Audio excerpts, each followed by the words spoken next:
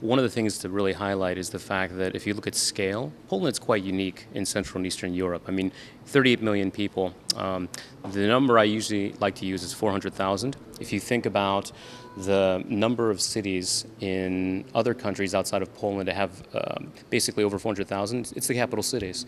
If you look at Poland, there's 7 cities that have populations over 400,000. And what does that mean?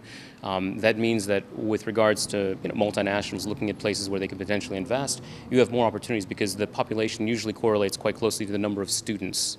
And so those are people that could potentially be future employees. So I think that's certainly one factor that's going in its favor.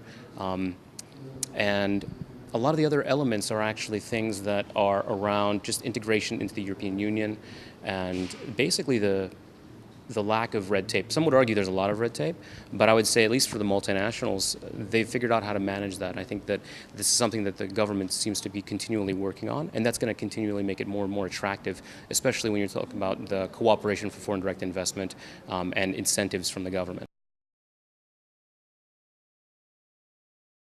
Well, I mean, obviously that's a long story with regards to the last 20 years. I think that some elements have gone extremely well, and I think for many people that have been around for quite a long time, they say that the amount of change has been really significant and impactful.